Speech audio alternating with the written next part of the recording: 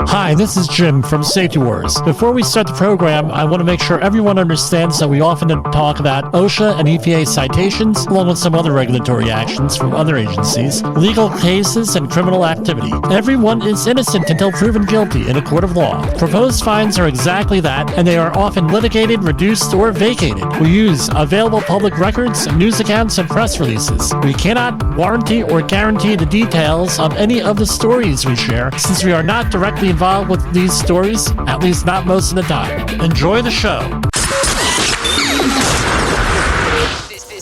This show is brought to you by Safety FM. And from the border of liberty and prosperity in the highway to the north, this is Safety Wars for Wednesday, November 27th. Tomorrow is Thanksgiving, or as my father used to call it, Turkey Day.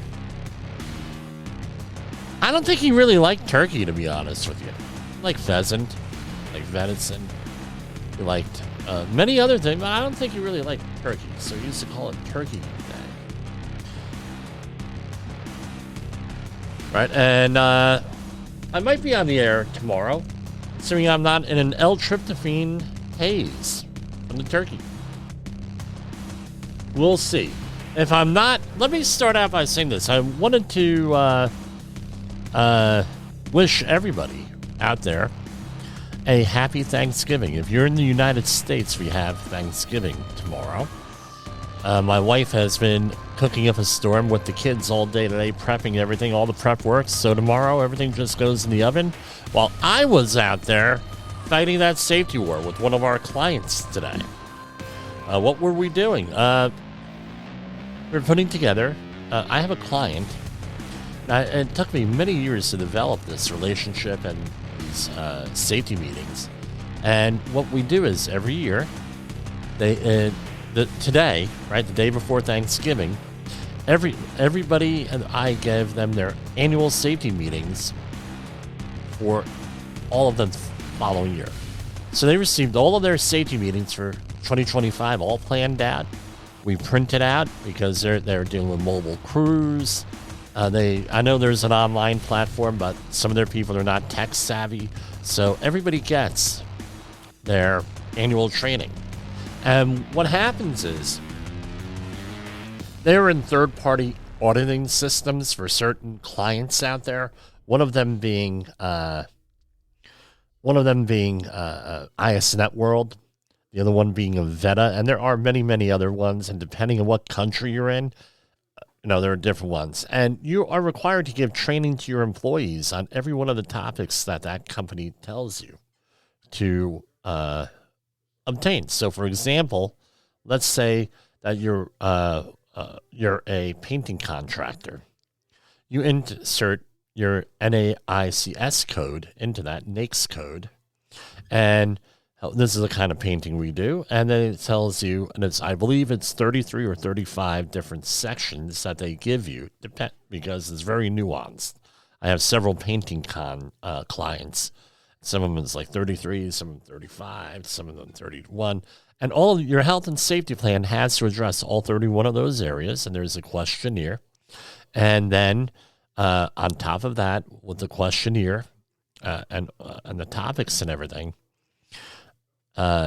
you have to give training to your employees on that. So we do the training through safety meetings and annual meetings, and where we cover all of the things. And that's the way we've been doing it. Very organized. Like I said, I do this with several clients right now, and so today was the day. So I had to drop off all of the things and go through it with the customer, and this is what we do here. And we also did them in English, and we did them in Polish. So not only do we do it in English, we do it in Polish. And if this were a predominantly Spanish-speaking client, they would all be in Spanish with that. And we also include human and organizational performance as part of that.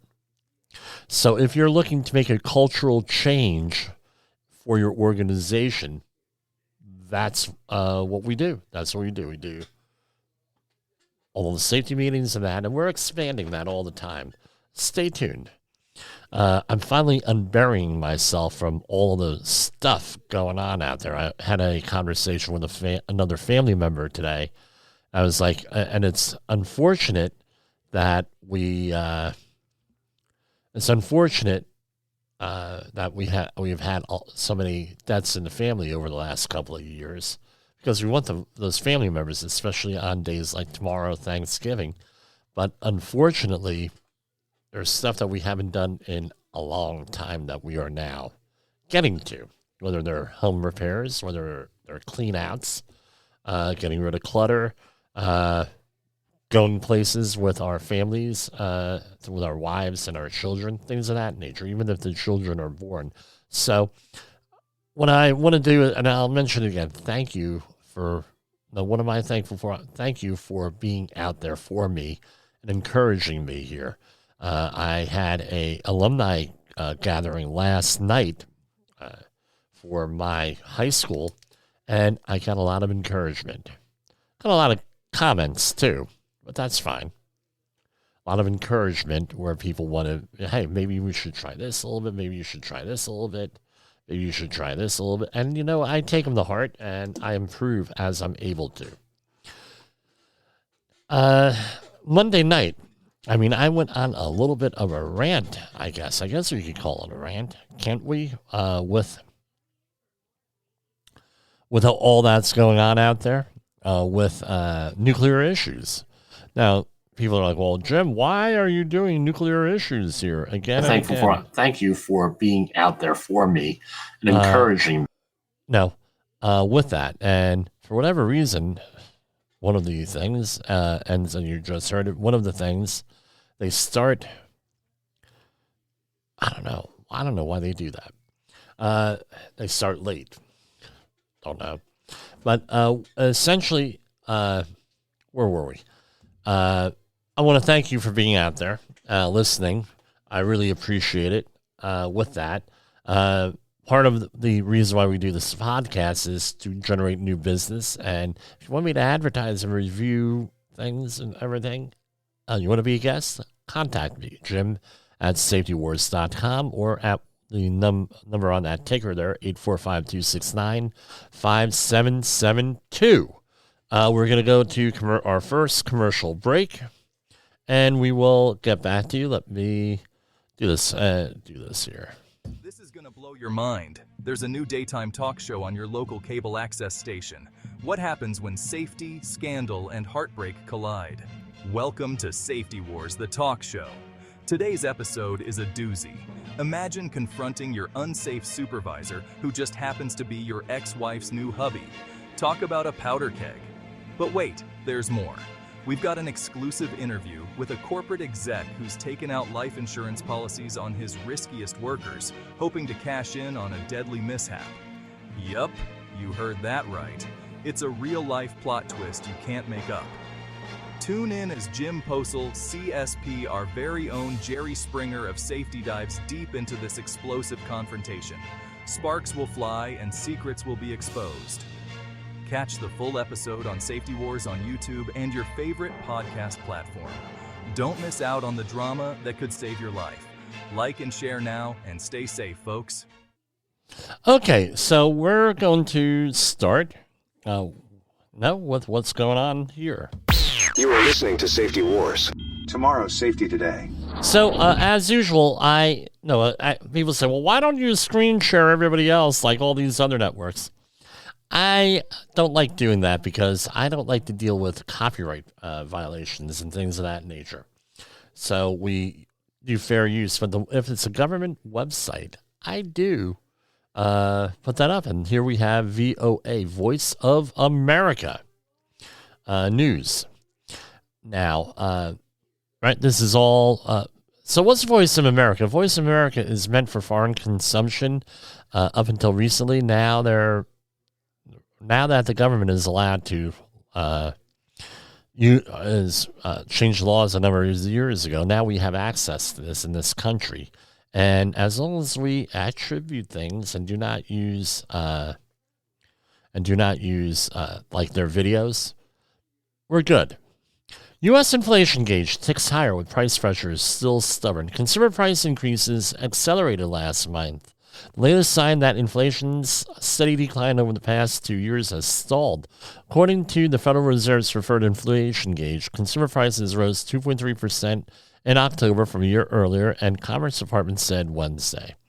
That is up from 2.1 in September, though it's still only modestly above the Fed's 2% target. Yet now, right, and good things and bad things, right? Good things and bad things here and everything else with inflation. I'm not going to get into the debate, but what's inflation? So that's like when you have a dollar, like a $1 bill, and to this year, something costs like $1. Next year, you can look at it in two ways. It costs $1 this year. Next year, it costs $1.02, $1.03, whatever, and you get inflation that way. Or you could say $1 now, and I know the math is a little bit fuzzy here. Now, that $1 from last year only buys 98 cents of what it could the year before. What does this mean? That means if you have your money in a bank, and I'm not recommending investments here, if you have your money in the bank, that's it eats away on your savings. So most Americans have very meager savings. So this inflation basically robs you of your buying power. That's why your investments and your savings had better be higher than the inflation rate. What's happened over the last 4 years, and I see these memes about eggs and your vote being based on the price of eggs. Okay, great. Okay, you want to be cute. You want to be cute with that. Oh, it's price of eggs. Blah, blah, blah, blah, blah. Okay. How about something like you're spending $20,000 over the last couple of years because of inflation on home goods, on things. I've heard estimates that high. Doesn't matter what it is, but you're spending a lot more money. So now you're spending money on this, but now you can't spend money on other things, right? Unless you're a really good investor here, you can't do as much as you could before. And the other thing is, is your job keeping up with the pace of inflation? Did your boss give you a 2% raise when the price of living went up 3%? That's like a cut. But it's so small that you don't really notice it, right, on things. The prices are coming down on certain items, but, and the other thing is this. The government has changed how they calculate inflation. So they may not include certain things like energy, right? Here we have in the story from VOA, inflation has fallen sharply since it peaked at 7% in mid-2022, according to the Fed's preferred measure. Yet, yearly core inflation has been stuck at 2.8% since February. Price increases have remained elevated in services, including apartment rents, restaurant meals, and car and home insurance. So with us, we do a lot of ordering on Amazon for basic stuff. So you want to order like paper towels. You want to order toilet paper. You want to order little things, right? Dental floss, what have you. Because what happens? Amazon is really good. I'm not giving them a plug, but they're really good because you're able to go and say, hey, I got to put that on my shopping list. Now I find myself going to Amazon and saying, oh, okay, Amazon Prime, boom, boom, boom. I know the prices and everything else. I get a good deal. But this week, I noticed that paper towels have now shrunk. So they've shrunk. Now it's like 3/4 of a roll. I noticed that the other day in the auto parts store when I was getting parts for my car, that I go in there and the car parts, the box of rags is smaller. The rag roll that they sell is smaller, right? I mean, this is the stuff that matters here, is this stuff.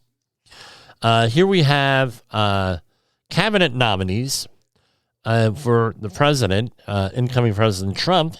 Several of Donald Trump's cabinet nominees and appointees were targeted with violent threats, including bomb threats and swatting, meaning that you make a false police report. A spokesman for the U.S. president-elect said on Wednesday the threats were made Tuesday night and Wednesday morning, and law enforcement authorities acted quickly to ensure the safety of those targeted. Spokesperson Carol Levitt said in a statement. Levitt did not say who was targeted, right? And they're going to play their cards straight, close. And she did not elaborate on the nature of the apparent threats. Spokespeople for the FBI and Justice Department did not immediately respond to requests for comment. Yeah, they probably went away for Thanksgiving.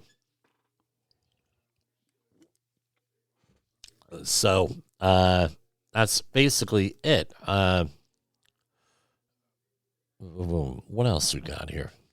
So here we have, right, and this is a video, I know. At Food Bank for New York City, workers are busy moving and packing donated food headed to local food pantries and soup kitchens. We are one of the largest hunger relief organizations serving all 5 boroughs. We operate and support over 90% of the zip codes that are located here in our city. And we do that through close partnership with over 800 nonprofit partners. It's a busy time of year, as many Americans will join family and friends to celebrate the Thanksgiving holiday. But a new report finds that in New York, the largest U.S. city, an increasing number of its residents are struggling to eat. I know it's a New video. York-based philanthropy Robinhood accident. tracked usage of the city's food pantries, finding that before the COVID-19 pandemic, 1 in 5, or 20% of adults, used a food pantry at least once between 2015 and 2019. That has jumped to 31%, or nearly 1 in 3 adults, in the year since. The face of hunger has also changed, Tisdale says. Okay, so if you go on there, people who would not normally be seeking these services are now seeking their services, and more people are using them. Right? As an absolute number, more people are using them. It's a disgrace. In my opinion, it's a disgrace. Trump's CPA pick vows to restore U.S. energy dominance. This is a local here for us in New York. Lee Zeldin, he ran for governor. Pardon me, I got the hiccups. When U.S. President-elect Donald Trump nominated former Republican Congressman Lee Zeldin to lead the Environmental Protection Agency, Trump described him as a true fighter for America First policies. Zeldin, this statement added, spent 8 years in Congress as a vocal advocate on foreign policy, border security, military benefits, combating anti-Semitism, environmental issues, and energy policy. Shortly after the announcement was made, Zeldin, a native from Long Island, New York, who is married with twin daughters, took to the X social media platform, which we are on, leaving no doubt about his priorities for his new role. He promised to restore U.S. energy dominance, revitalize the auto industry, bring back jobs, and make the U.S. the global leader of AI. Zeldin, who has a law degree from Albany Law School, has vowed to protect access to clean air and clean water.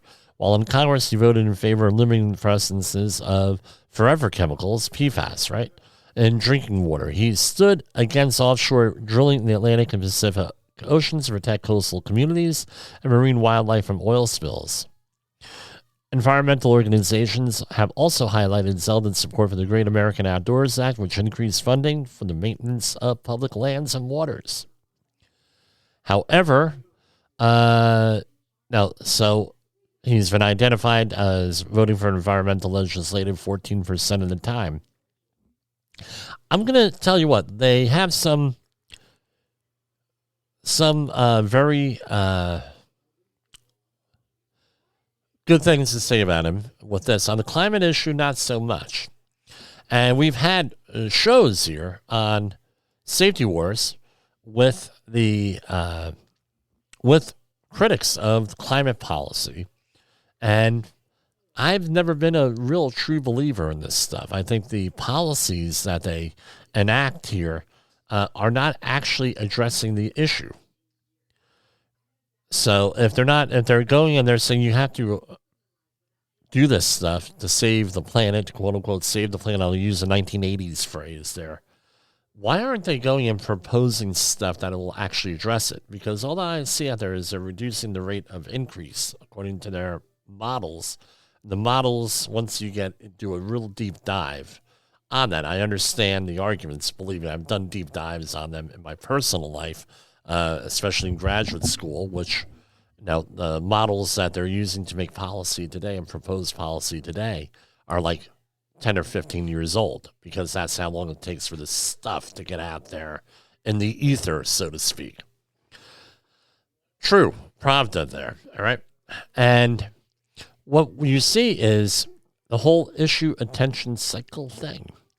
Where we're going to rile things up, we're going to focus on this, and then we're going to make the public believe that the problem is solved and we don't need any further legislation, and then we start all over again. It's incrementalism. And the problem with incrementalism, for me, I'm talking Jimmy Polsel here, is it's not, right? It's never actually solves the problem, because you're always moving and you're always moving and you're always moving. That's the problem with incrementalism. And people like to run on this stuff for political office and continuously make political hay and right? So, and Saul Alinsky's rules for radicals, one of the rules for radicals is to keep the pressure on. Just keep the pressure on. You can't continue to keep the pressure on. Sooner or later, there's going to be blowback, and it's not pretty with that. As opposed to, we're going to solve a problem, and this is what the solution is. We're going to solve the problem, then move on to the other problem. That's the way we want to be, in my opinion, but to perpetually have problems again and again and again and again, it's nuts out there with that. So we're going to move on to some of the other news here that I cannot share screen on. This is from basically the border stuff here. All right. So Texas unveils its new border area ranch site of proposed deportation detention facility.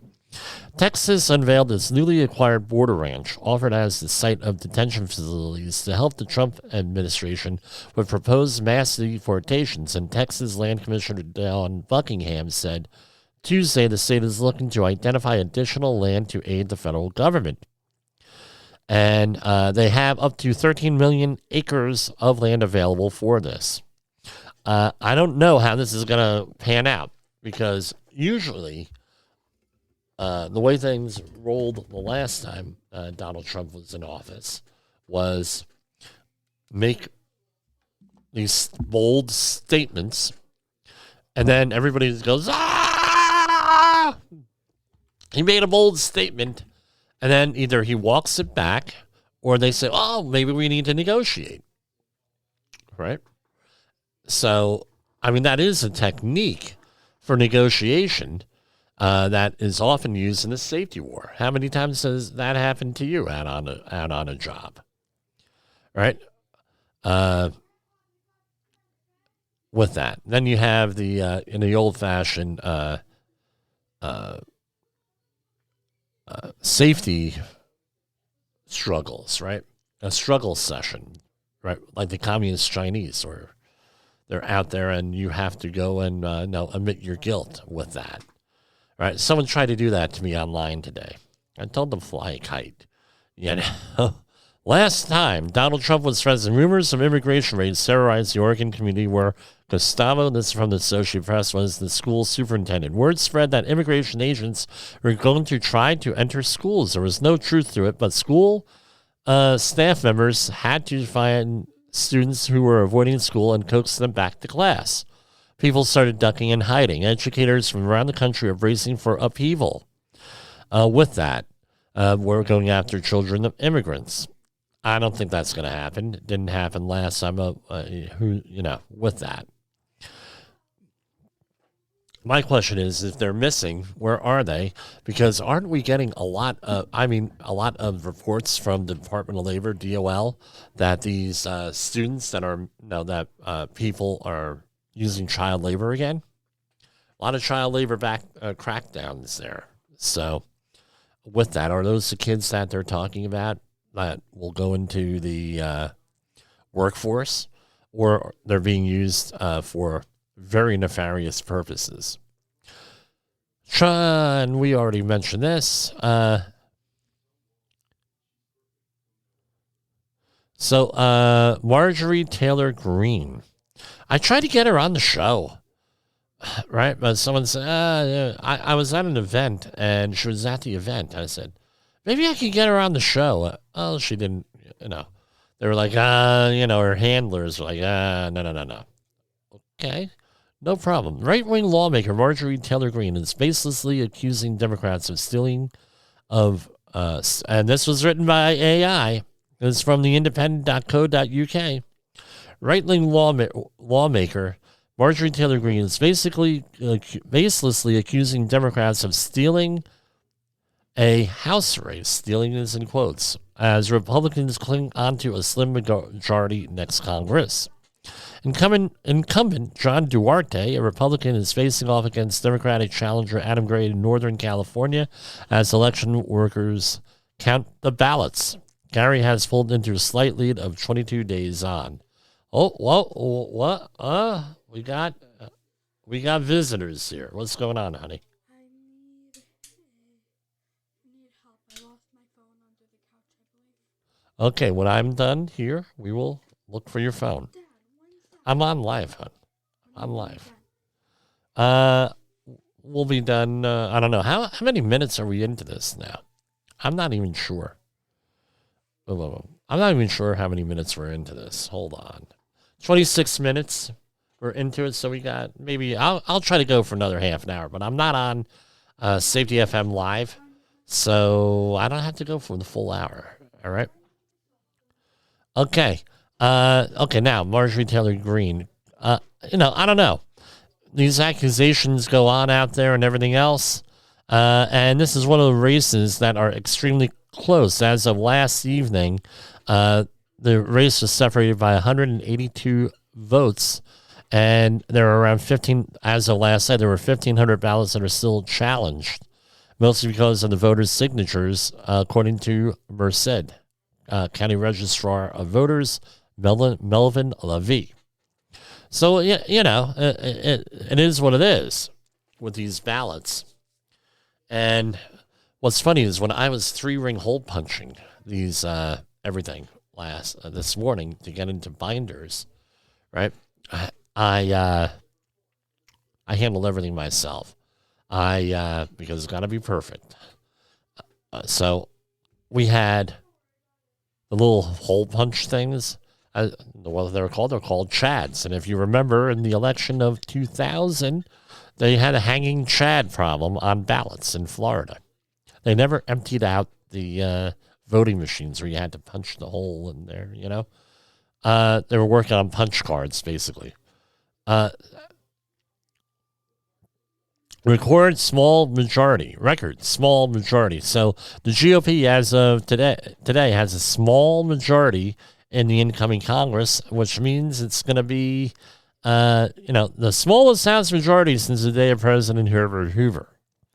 Is what once somebody said. Moreover, the GOP majority of 220 may shrink to 217 for a period of time, as several members leaving Congress either join Trump administration or resigning. So, for example, Representative Matt Gaetz resigned following his failed nomination as Trump's attorney, while Representatives Elise Stefanik and Mike Waltz will join the incoming administration. So we'll see what happens. They're saying things may be difficult in there. On to more border stuff here. Mexico warns Trump tariffs would kill 400,000 U.S. jobs and threatens retaliation. Mexican President Claudia Sheinbaum said on Wednesday Mexico would retaliate if U.S. President-elect Donald Trump followed through with his proposed 25% across-the-board tariff, a move her government warned could kill 400,000 jobs and drive up prices for U.S. consumers. Well, this is what some of the issue is. In the environmental policy arena here, they have a situation. No, it was often said when I was in college, in graduate school, in college at least, was that companies are not paying the full price of their environmental issues and of their environmental situations, where we have either direct subsidies, we have indirect subsidies, we have tangibles, we have intangibles, right? And we would call it context-driving behavior in the HOP world. So, what's my point? What's my point on all this stuff? With all this stuff is, right, when we allow migrant workers in with almost no regulation here, and we're undocumented, illegal, whatever term you want to use, its impact on the full economy is not realized. So, for example, if we're paying these people, and most of them, I imagine most of them are being paid off the books, is the thing. All right. Number one. Number two, or they're being paid very low wages. Where in this country it's considered low, but when they go back to whatever country they're from, if they go back, it's a huge, you're living La Vida Loco. So you're not, the full impact of these crises are not being felt, all of the situation not being felt. And like during COVID, where they closed the border in 2020, trying to go to a restaurant, nobody was working. Right, that was the migrant crisis. We were up in Lake George, New York, at a very popular restaurant there that year, and during COVID, and restaurant had one server, local kid. Right, and the manager says normally, hey, this is the price of immigration, but no, implied illegal immigration. We're not absorbing the full price. So when we have these tariffs in there, part of the thing is that it will be, the president's promise is that it will help us realize the full impact of this here. And they say, well, people won't be in there and there's going to be a shortage of laborers. Yeah, okay, there's going to be a shortage of laborers. Maybe we'll get more market forces in here. Maybe this will force Congress to maybe do something. We should have a workable government here at this point with the same party in power, both legislative houses and a president. Hopefully we have a working type thing, but part of this is to make people realize what the full impact is. We can't be, so for example, we can't be doing the whole credit card thing, right? Whipping out the credit card and running deficits. Now, I'm going to offend some people here. I know that, and I really don't care at this point, because I don't think people are out there thinking, how do we not offend Jim Posel? I don't think that's happening. So some people are, hopefully, but it doesn't happen that, so I'm just going to let this go. All right, Thanksgiving may be tense this year. Marin's look at legalizing mushrooms might help. A divisive election. This is from Yahoo Life, from the Baltimore Sun. Riley Gutierrez McDermott from the Baltimore Sun. A divisive election to at least two major wars raging in Europe and the Middle East, and the ever-present pitfalls of internal family politics. Together, they may make for one of the nation's densest Thanksgivings yet. Pardon me. Yes. As I don't destroy your family relationships over politics. Believe me, not worth it. Together, they may make for one of the nation's densest Thanksgivings yet, or you could consider eating some psychedelic mushrooms to up your overall sense of love and sail right through it, two experts told the Baltimore Sun. Okay, here's me saying this, not anyone else on the network.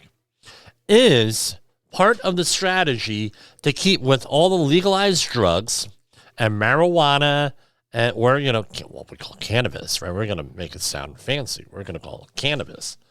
Is it, and everything, is this to keep everybody high so they don't know what's going on? Right? And that's my question. I know there are mushrooms out there that have been proven to have medicinal value, and I'm sure that Senator Kennedy and not Senator Kennedy, misspoke. There is a Senator Kennedy, that Robert F. Kennedy and them will be promoting this if and when they are confirmed to the government. I'm getting a note. Okay. And here. You do it. So I'm sure that, some of this stuff will be like used because psychedelics do have a legitimate medicinal use. Same thing with cannabis and everything. A lot of people believe that, but widespread use of cannabis, I'm sorry, not a good thing. Keeping everybody high and happy and everything, so we don't know that. No, and one of the impacts is there are no problems. I got my little, marijuana there going on. The same thing happened in the 1930s with the when they rescinded. I forget which amendment it was, which outlawed alcohol. One of the things was, I learned in history, everybody's all depressed. Everybody's all anxious. They're in a depression, right? Early 1930s. Well, let's get them drunk. You get them drunk. Now it's all happy. Happy days are here again, right? Oh, the way Glenn Miller played songs that made the hit parade. Guys like us, we had it made. Those were the days, right? That's what they're doing. If you know where that song comes from, you're old.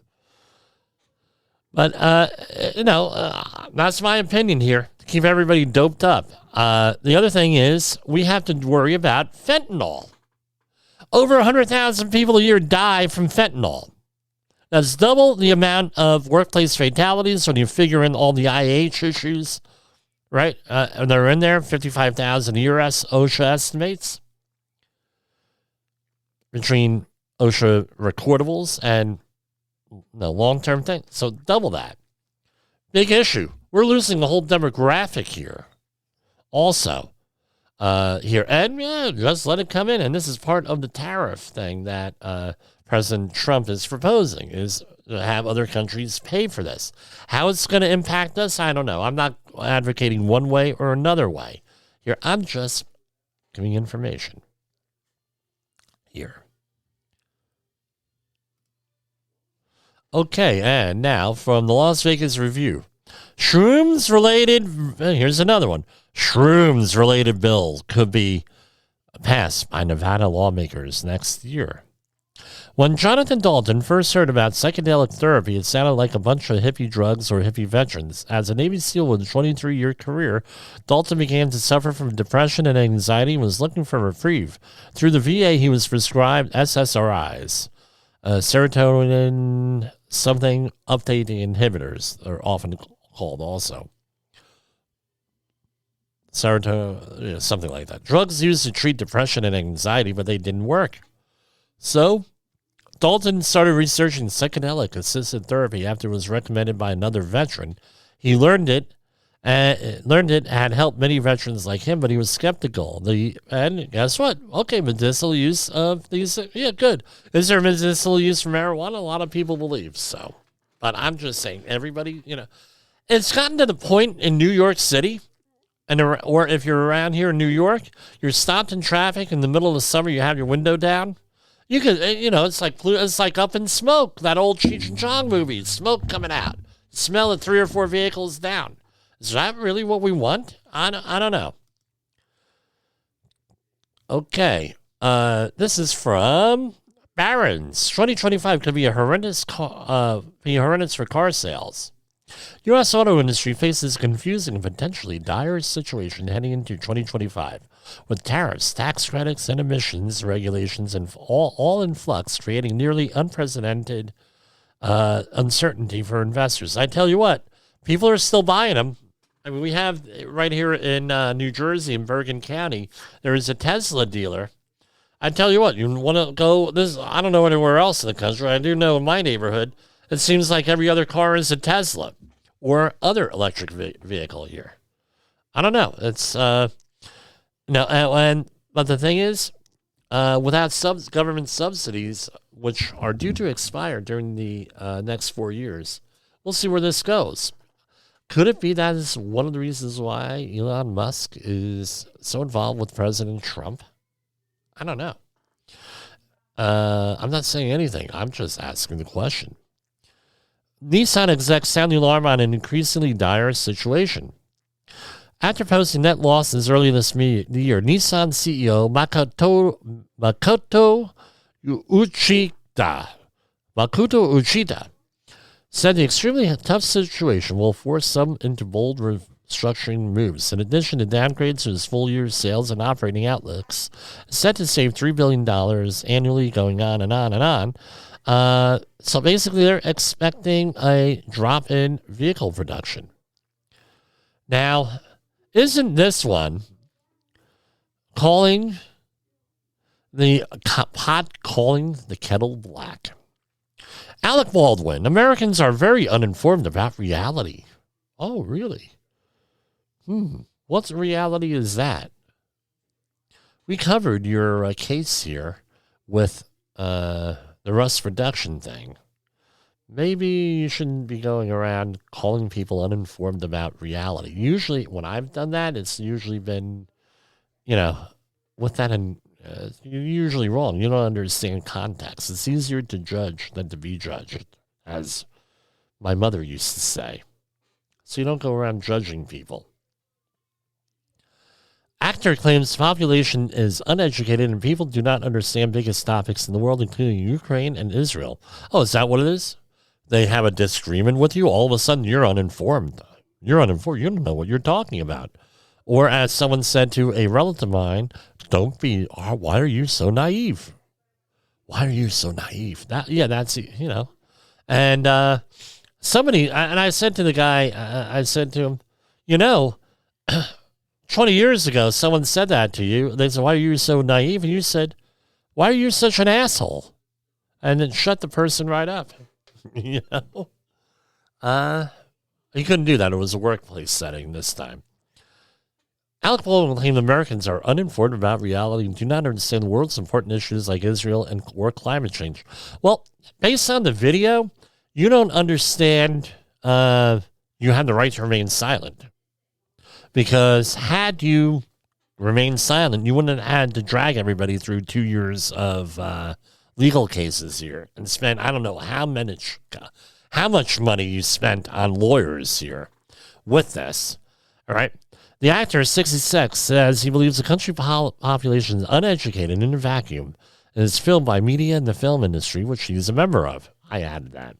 Speaking in a press conference as he accepted a Lifetime Achievement Award at the Torino Film Festival, he said, television news in the United States is a business. They have to make money.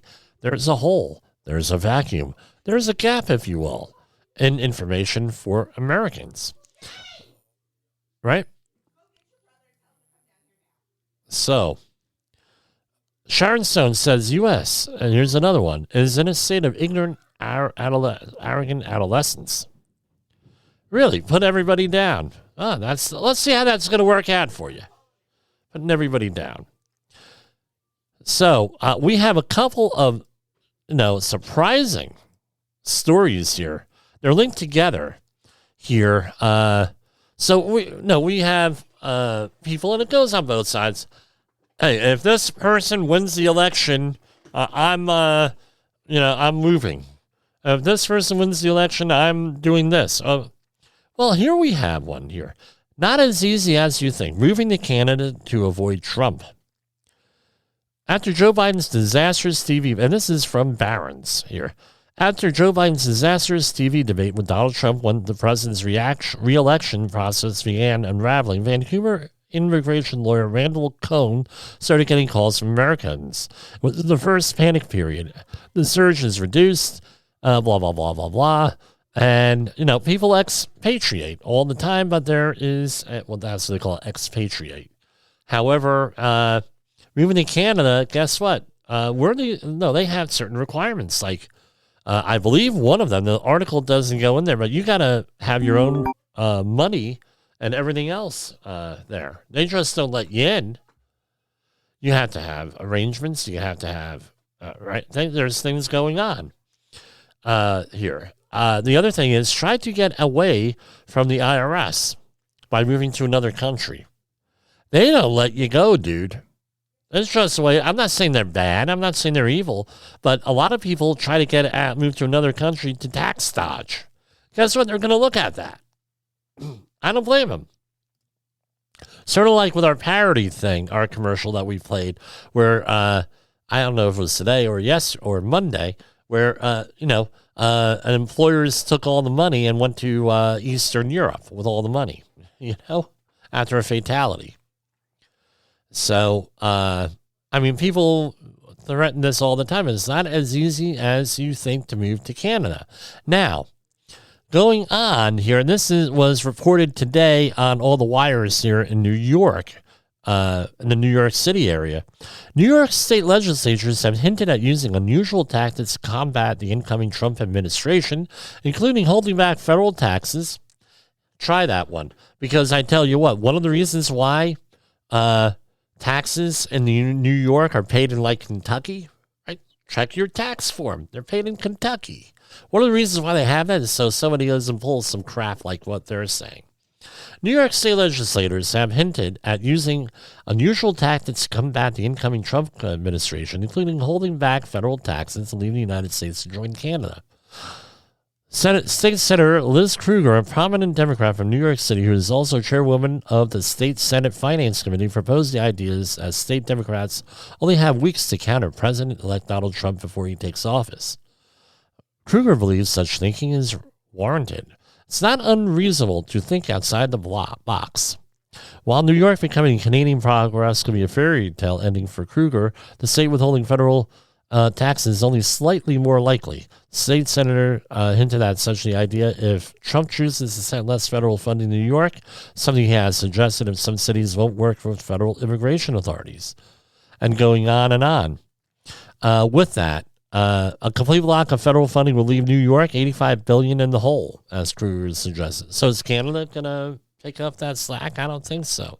Canada has its own problems, if you've been paying attention. Trump says Mexico agreed to bar migration across the U.S. border effective immediately. The conversation comes one day after the president of Mexico issued a warning to Trump about his intentions to apply a 25% tariff. This is from the Epoch Times. President-elect Donald Trump said on November 27 that he had just spoken with Mexican President Claudia Sheinbaum and that Mexico agreed to prevent illegal immigrants from going across the southern border effective immediately. This was on from Donald Trump on Truth Social. He said, quote, I just had a wonderful conversation with the new president of Mexico. She has agreed to stop migration through Mexico into the United States, effectively closing our southern border. We also talked about what can be done to stop the massive drug inflow to the United States, also U.S. consumption of these drugs. Okay, so this goes by what I said before, which is make some threats, make some, hey, and then all of a sudden people negotiate. Now we're going to finish off with nuclear issues here, right? And I want to do them together, but this is one hell of a story. You talk about the 1,000 ways to die. Cat killer. Pet owner scratched to death by his cat that clawed his legs and caused severe blood loss when he stopped it running away. Neighbors successfully tried to stop the bleeding to save Dmitry.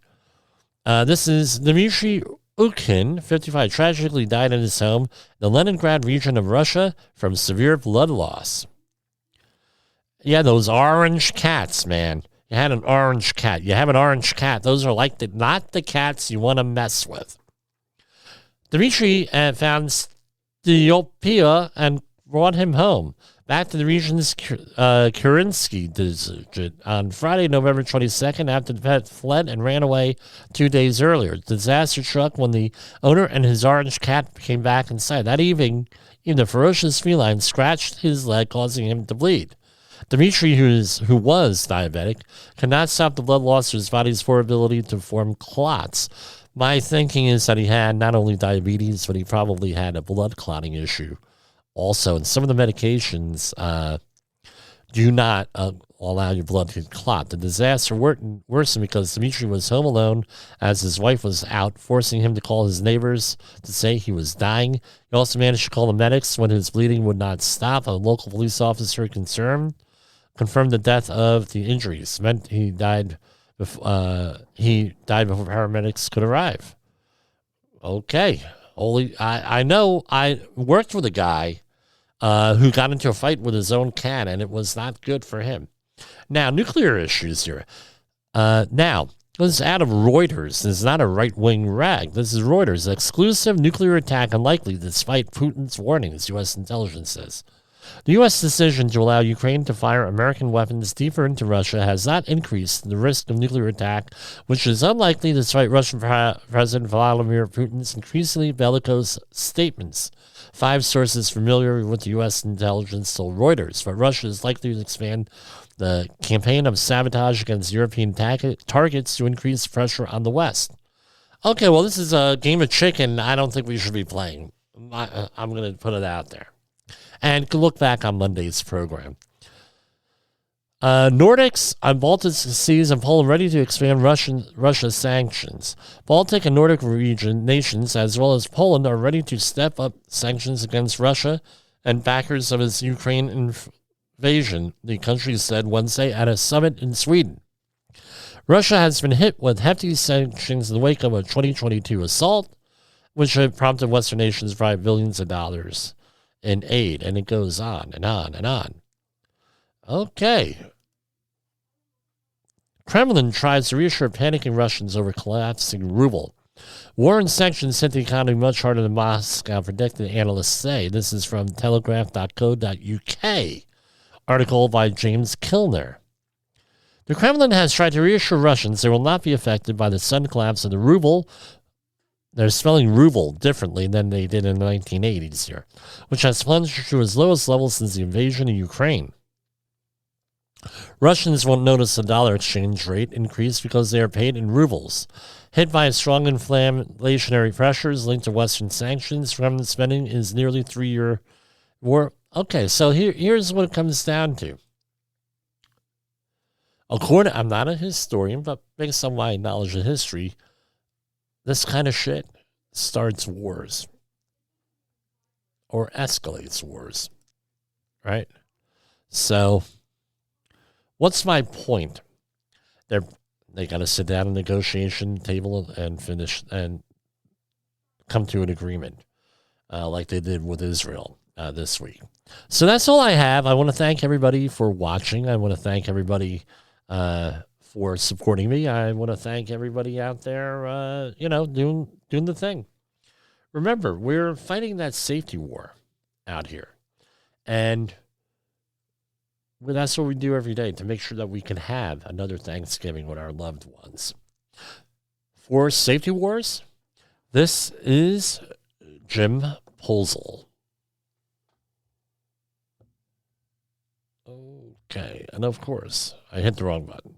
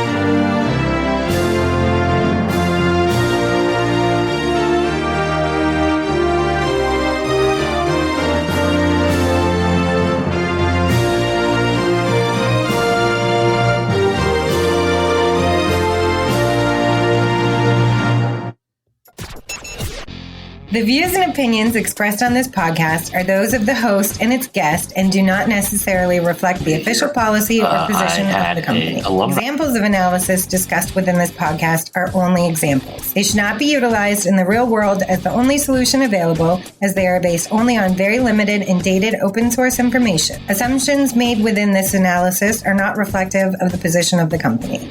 No part of this podcast may be reproduced, stored in a retrieval system, or transmitted in any form or by any means, mechanical, electronic, recording, or otherwise, without prior written permission of the creator of the podcast, Jay Allen.